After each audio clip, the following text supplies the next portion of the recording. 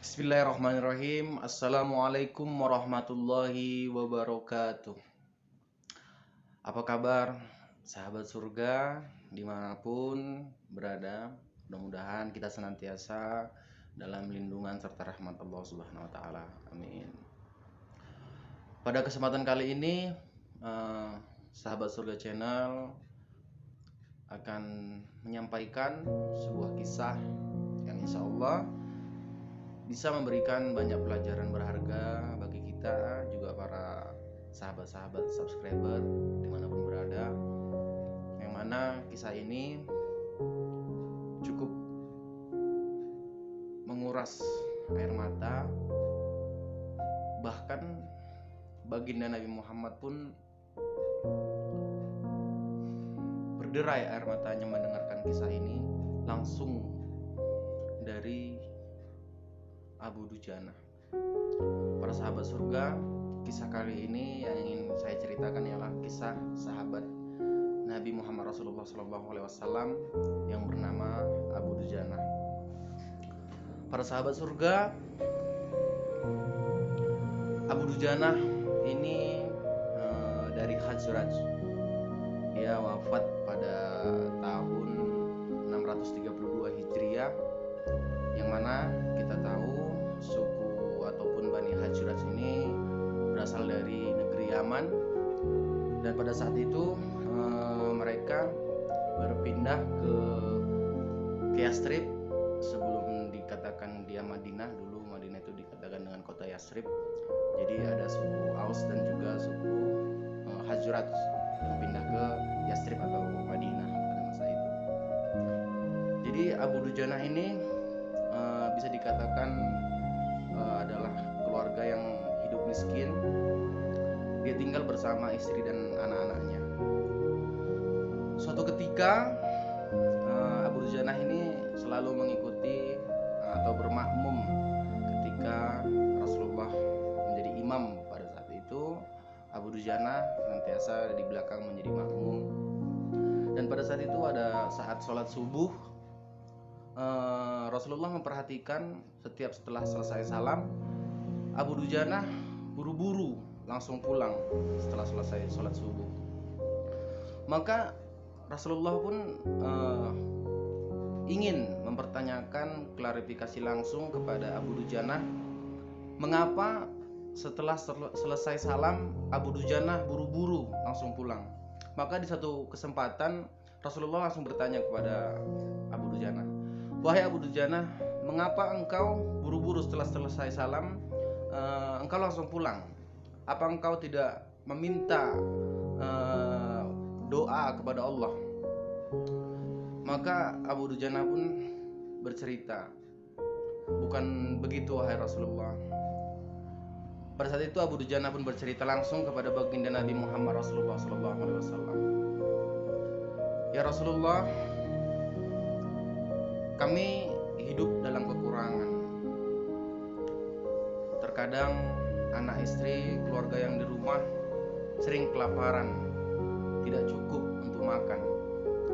Dan ya Rasulullah, kami bertetanggaan dengan seorang laki-laki yang di depan rumahnya itu ada pohon kurma yang tumbuh besar, yang dahannya itu sampai melewati dan sampai di atas lahan kami, sehingga apabila malam tiba dan angin pun bertiup kencang, maka bisa dipastikan pagi-paginya pasti sudah banyak kurma-kurma yang berguguran jatuh di atas lahan kami.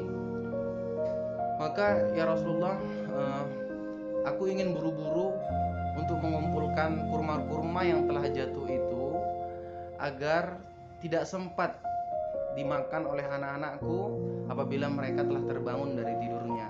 Maka ya Rasulullah, setelah salat subuh aku buru-buru pulang agar aku cepat untuk mengumpulkan kurma-kurma yang bertebaran di atas lahan kami, mengumpulkannya dan mengembalikannya kepada pemiliknya ya Rasulullah. Dan ya Rasulullah, satu kali pernah ya Rasulullah,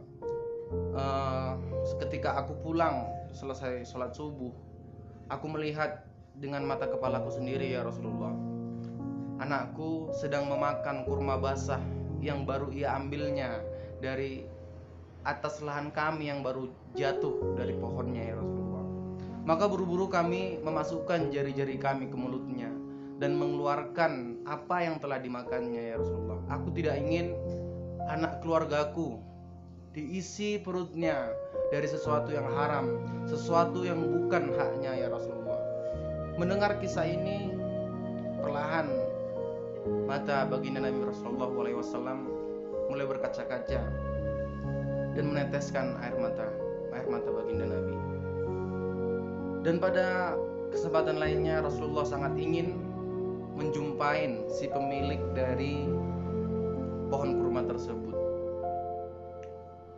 Maka suatu ketika Rasulullah pun memanggil pemuda yang memiliki pohon kurma tersebut yang merupakan tetangga dari Abu Dujana, dan mereka pun bertemu. Kemudian Rasulullah pun berkata, "Ya fulan, bagaimana apabila aku membeli pohon kurmamu 10 kali lipatnya?" kata Rasulullah. Kemudian pemuda itu, lelaki tersebut menjawab, "Aku tidak ingin banyak janji-janji, aku tidak ingin menunda-nunda, aku ingin maunya cash, langsung dibayar," kata Rasulullah.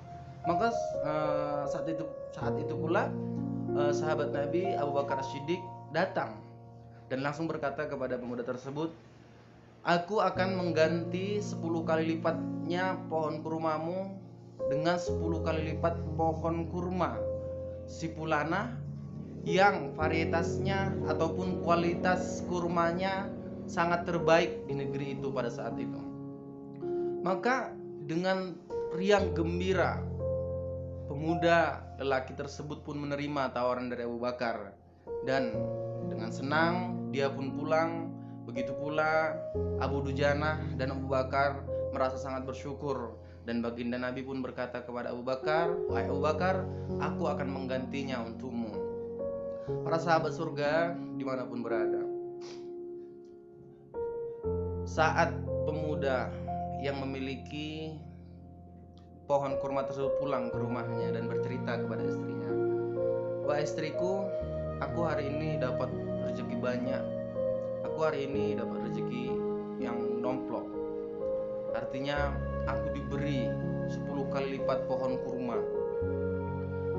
Bahkan kata pemuda tersebut, yang akhirnya dikenal dia adalah pemuda yang laki-laki yang munafik, berkata kepada istrinya, "Biarpun pohon kurma itu telah kita jual, toh dia tetap ada di lahan pekarangan kita, dan pasti kita yang lebih dahulu memakannya, dan kita tidak akan pernah kehilangannya." Maka laki-laki munafik tersebut juga bersama istrinya pun tidur. Dan keesokan harinya ketika ia terbangun, dia melihat pohon kurma itu tidak ada di depan rumahnya dan telah berpindah ke pekarangan di atas lahan dari Abu Dujana. Dan itu merupakan suatu mukjizat baginda Nabi Muhammad SAW yang langsung disaksikan oleh sahabat Nabi Abu Dujana pada masa itu.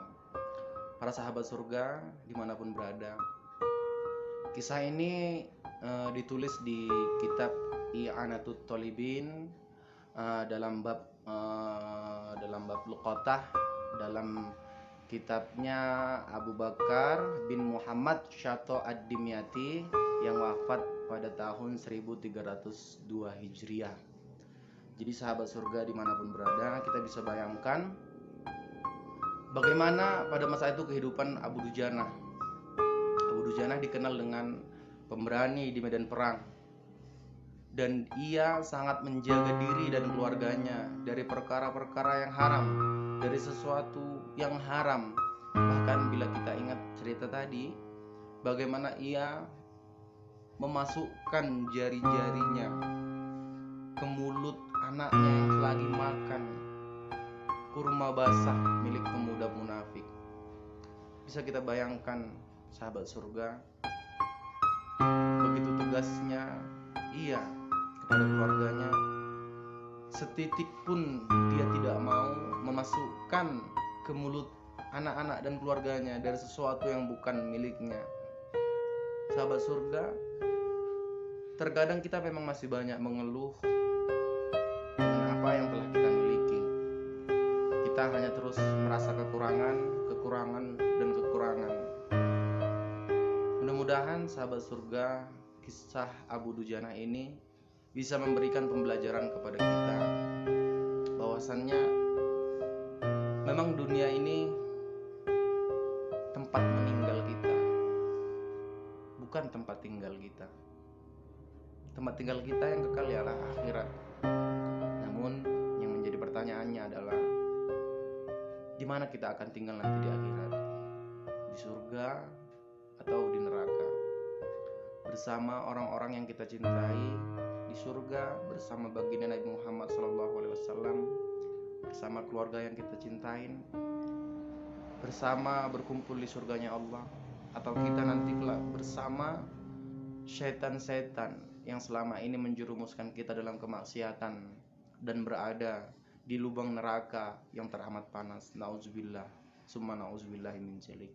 Sahabat surga dimanapun berada, mudah-mudahan kisah kali ini bisa memberikan pelajaran yang berharga, terutama kepada saya sendiri dan mudah-mudahan kepada para penonton, para subscriber dimanapun berada. Marilah kita banyak bersyukur kepada Allah dan tetap mengingatkan dalam kebenaran dan saling mengingatkan dalam kesabaran.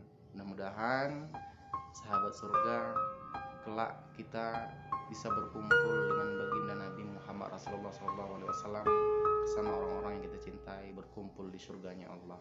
Amin ya rabbal alamin. Terima kasih sudah menonton video ini. Dukung selalu channel ini dan berikan masukan, kritik dan saran di kolom komentar agar kiranya channel ini bisa lebih bermanfaat ke depannya dan bisa menjadi ladang dakwah, ladang amal. Itu menjadi bekal kita untuk telah mempertanggungjawabkan semua tindak tanduk kita selama kita hidup di dunia di hadapan Allah.